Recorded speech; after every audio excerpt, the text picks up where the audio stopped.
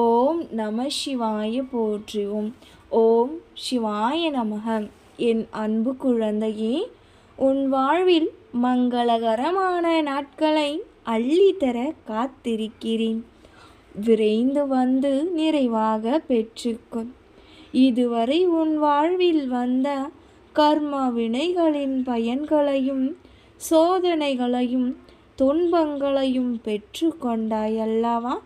அவற்றையெல்லாம் சில சமயம் எதிர்த்து போராடியும், சில சமயம் அழுதும் ஆர்ப்பாட்டம் செய்தும், சில சமயங்களில் கவலை கொண்டு புலம்பியும், பல சமயங்களில் தாயே அப்பனே துணை என்று என் பாதங்களில் சரணடைந்தும் எல்லாவற்றையும் சமாளித்து வெளிவந்து விட்டாய். இதோ நீ பட்ட அத்தனை கஷ்டங்களுக்கும் பலனாக உன் வாழ்விற்கு சேர்க்க வேண்டிய அத்தனை மங்களங்களையும் அள்ளிக்கொண்டு வந்துள்ளேன். இந்த நல்ல நாளில் நல்ல நேரத்தில் மன நிறைவாக பெற்றுக்கொள் செல்லமே. இனி உன் வாழ்வில் ஒவ்வொரு நொடியும் சுபமான நிகழ்ச்சிகளே நடக்கும். உன் வாழ்க்கையில் நீ இதுவரை பயணித்த பாதையினை நீ உணர்ந்து கொண்டாய். உன் வழிகளை எல்லாம் நான் பார்த்து கொண்டுதான் இருந்தேன். இனி என் அற்புதங்களை நீ காண்பாய். நீ அனுபவித்து கொண்டு இருப்பது உன்னிடம் இருக்கும் அனைத்துமே நான் உனக்கு ஆசீர்வதித்து கொடுத்தது என்பதை நீ உணர்ந்து கொண்டால் உனக்கு சுபமே ஏற்படும். உனக்கு ஒவ்வொரு வினாடியும் என்மேல் நம்பிக்கை உண்டாவதற்கான நீ செய்யும் எல்லா செயல்களிலும் நான் உதவி செய்து கொண்டிருக்கிறேன். நீ அறிந்தும் அறியாமலும் கூட என் உதவி நீ செய்யும் எல்லா வேளைகளிலும் இருக்கும். என்னை எப்படி ஆராதிக்க வேண்டும், அர்ச்சனை செய்ய வேண்டும் என்ற விஷயத்தில் நீ குழப்பமடைய வேண்டாம். நான் உன்னிடமிருந்து எதிர்பார்ப்பது உன்னுடைய அன்பும் பக்தியும் மட்டும். நீ அப்படியாக என்னை நீ பூஜித்தாலும் நான் அதை ஏற்றுக்கொள்வேன்.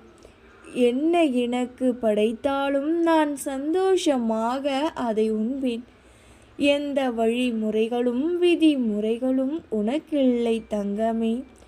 எப்படி நினைக்கிறாயோ அப்படியே என்னை வழிபடு. நான் எங்கும் எதிலும் இருக்கிறேன். யார் என்னை எப்படி பாவிக்கின்றார்களோ அப்படியே நான் ஆகிறேன். எந்த பயமும் பணிவும் என்னிடம் வேண்டாம். உன் அப்பா நான் இருக்கின்றேன். எதற்காகவும் பயப்படாதே குழந்தையே. நான் ஏன் பயப்படுகின்றேன் என்று தைரியம் உனக்குள் வந்தாலே போதும். நீ நிச்சயம் உன் வாழ்க்கையில் வெற்றி பாதையை பயணிக்கின்றாய் என்று அர்த்தம்.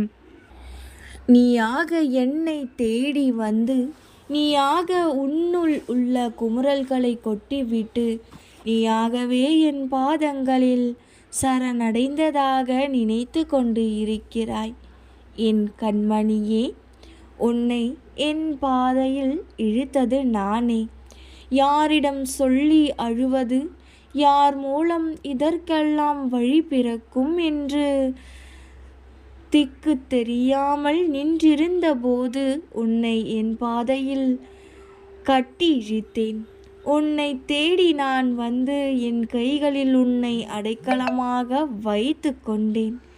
இத்தனையும் தெரிந்த பிறகும் ஏன் இந்த அழுகையும் கலக்கமும்? என் பாதையில் நீ பயணிக்க வேண்டும் என்ற தருவாயில் நீயே உனக்கான சோதனை காலம் ஆரம்பித்து விட்டது என்பது உண்மைதான். அதில் ஒவ்வொரு கணமும் உன் நம்பிக்கை, பொறுமை, நிதானம், அன்பு, பக்தி என இவை அனைத்தையும் நான் சோதிப்பேன்.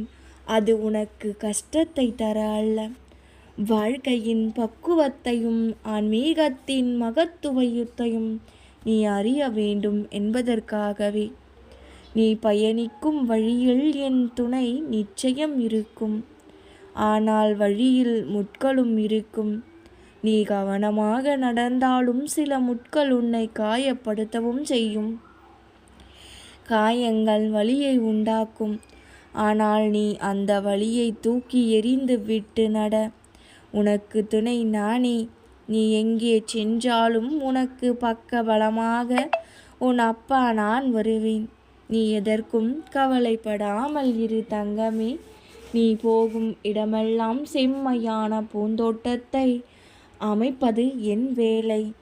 உன் அப்பாவின் துணை இருக்கா. நீ எதற்காகவும் கண் கலங்கக்கூடாது. பிள்ளையே, நான் இருக்கின்றேன். எதுவாயினும் அது வெற்றிலே முடியும் தங்கமே. உன் அப்பாவை நம்பு.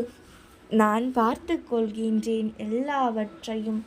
கவலைக்கே இடம் கொடுக்காதே ஒரு நாளும். வாய்ப்பு என்பது யாரிடம் இருந்தும் பறித்து கொள்வது இல்லை, திறமையால் நீ தேடிக்கொள்வது.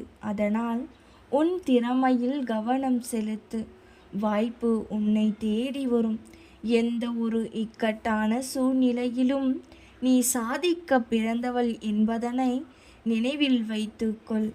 என்னை யாருக்கும் பிடிக்கவில்லை என்று கவலைப்படுவதற்கு நீ சந்தையில் நிற்கும் பொம்மையல்ல. நீ உனக்கு பிடித்தால் போதும். எதுவுமே செய்யாமல் வீணாகும் வாழ்க்கையை விட ஏதாவது செய்யும் போது ஏற்படும் தவறுகளில் பயனுள்ளது. நீ தேவையற்ற விஷயங்களை சிந்தித்து கொண்டு இருந்தால் தேவையான விஷயங்களை சிந்திக்க நேரம் இருக்காது பிள்ளையே. வாழ்க்கையில் உனக்கு 2 வாய்ப்புகள் உள்ளது. ஒன்று, மாற்ற முடியாத ஒன்றை ஏற்றுக்கொள்வது. மற்றொன்று, ஏற்றுக்கொள்ள முடியாதவற்றை மாற்றி காட்டுவது. நீ விழுவது எல்லாம் எழுவதற்கு தானே தவிர அழுவதற்காக அல்ல. எதற்காகவும் அழாதே. கஷ்டங்களை நினைத்து அழுது கொண்டே இருந்தால் எதுவும் சரியாகாது. பிரச்சனைகளை தீர்க்கும் வழிகளைத்தான் தேட வேண்டும். நடந்ததை நினைத்து கொண்டு இருப்பது வாழ்க்கையல்ல. பிள்ளையே, அப்பா சொல்வது புரிந்து கொள்ளாயா?